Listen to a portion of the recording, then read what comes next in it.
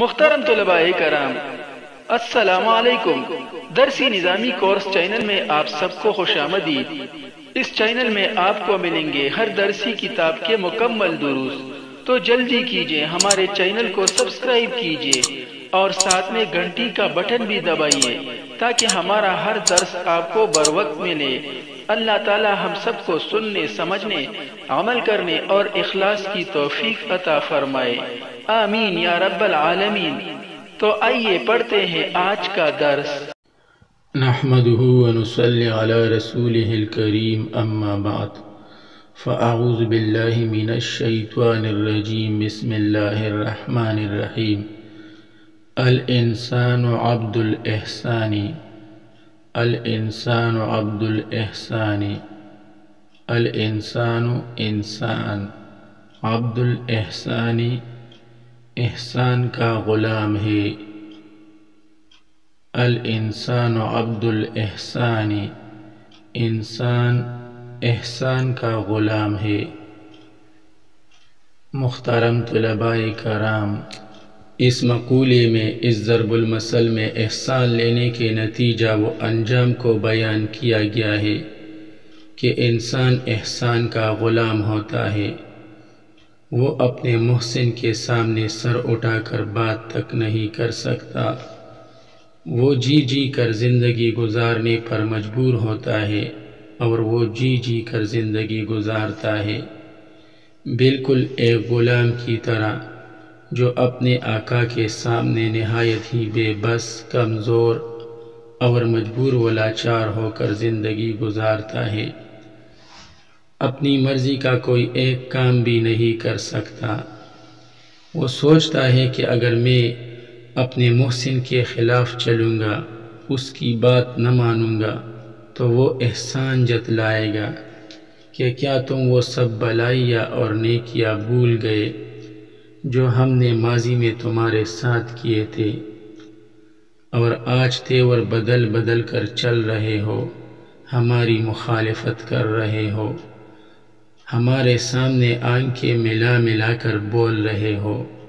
تیرے جیسا احسان فراموش تو ہم نے آج تک کہیں دیکھا ہی نہیں، تو واقعی بڑا احسان فراموش ہے۔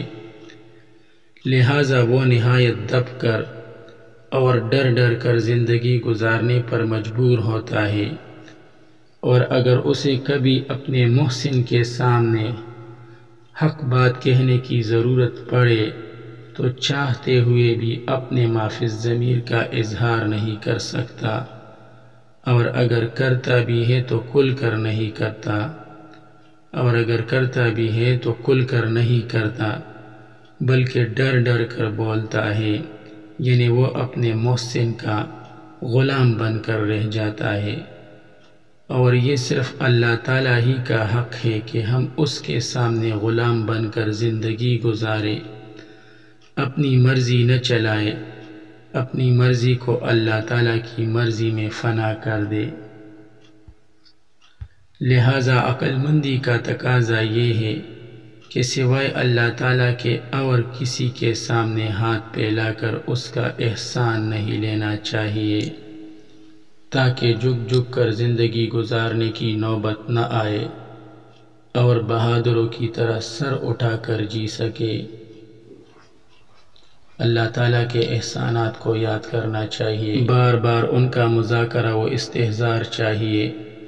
انسان کو چاہیے کہ وہ اللہ تعالیٰ کے احسانات و انعامات کو بار بار یاد کرے، ان کا بار بار مذاکرہ و استحضار کرے، تاکہ اللہ تعالیٰ کی بندگی و عبادت میں کسی طرح کی کوئی کمی نہ آئے، خوب دل لگا کر اور اخلاص کے ساتھ اللہ تعالیٰ کی بندگی کر سکے۔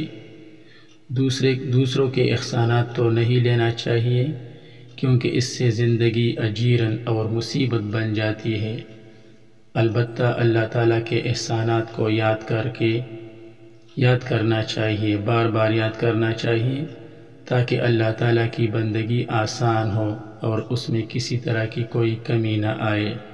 اسی میں انسان کی عظمت ہے، بلائی ہے، بلندی ہے، کامیابی ہے۔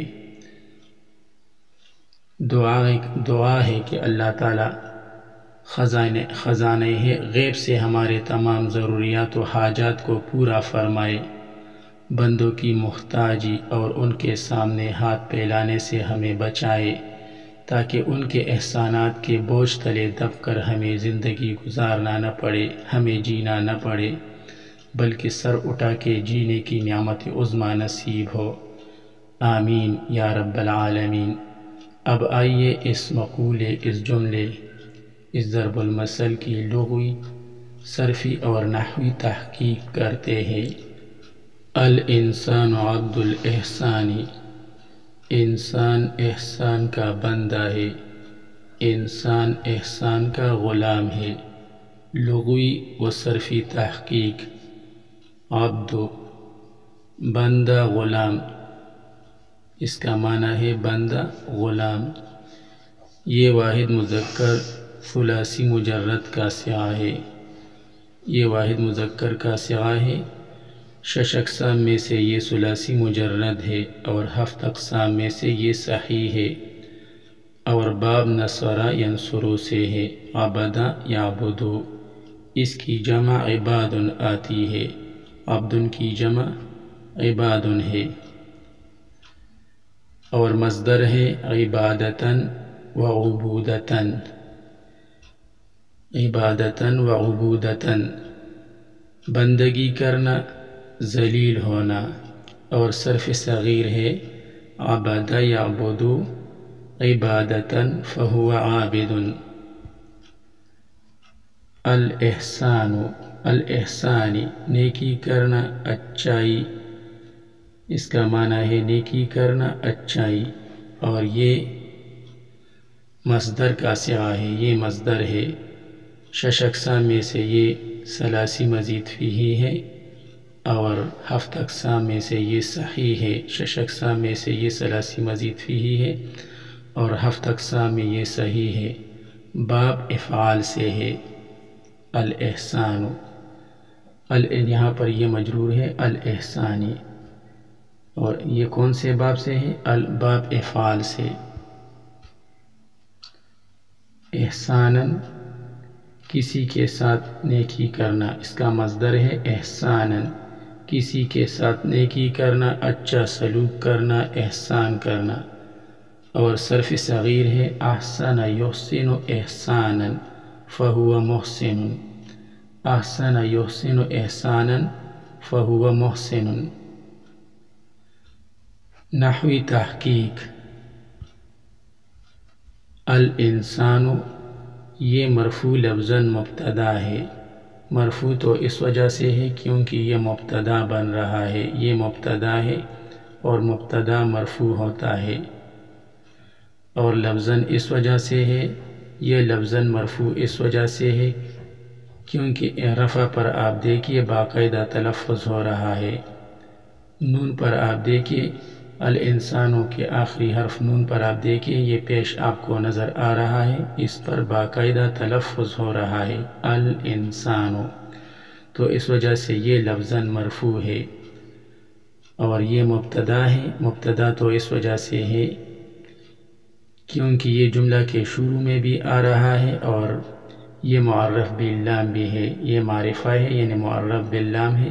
آپ دیکھیں الانسانوں پر الف لام داخل ہے، انسان، الانسان، شروع میں یہ آیا ہے، الف لام آیا ہے، تو اس کو معرف باللام کہتے ہیں، یعنی یہ معرفہ ہے اور مبتدا معرفہ ہوتا ہے۔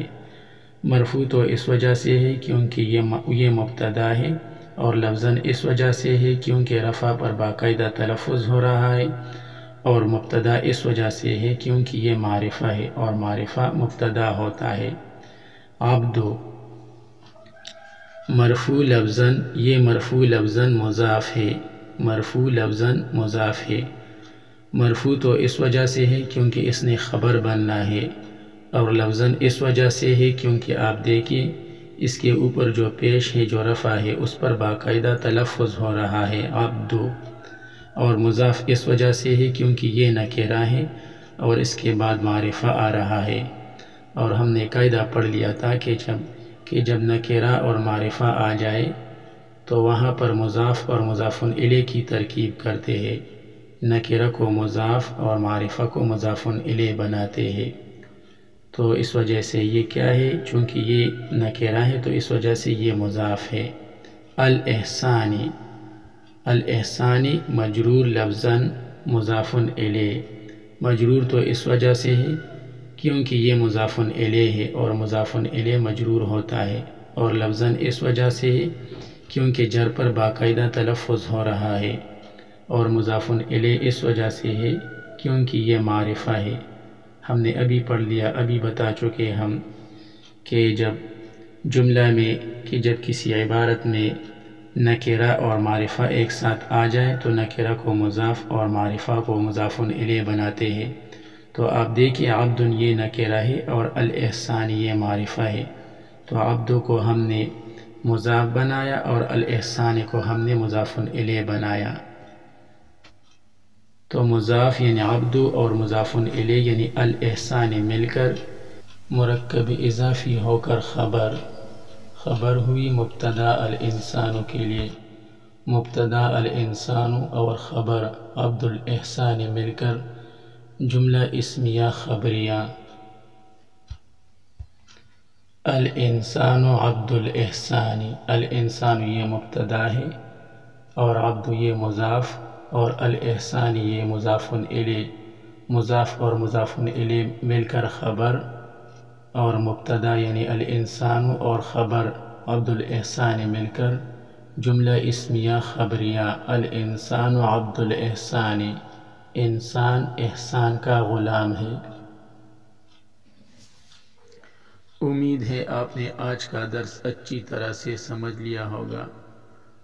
آج کے لیے اتنا ہی کافی ہے، باقی انشاءاللہ پھر پڑھیں گے۔ اللہ تعالی ہمارے کام کو آسان بنا دے، مزید آسان بنا دے، آسان سے آسان تر بنا دے، آسانیاں ہی آسانیاں عطا فرمائے، قابلیت و قبولیت عطا فرمائے، علم نافع عطا فرمائے، ہمارا سینہ علم و عمل کے لیے کھول دے۔ آمین یا رب العالمین۔ وصلی اللہ تعالی علی خیر خلقہ محمد و آلہ و اصحابہ اجمعین برحمتک یا ارحم الراحمین۔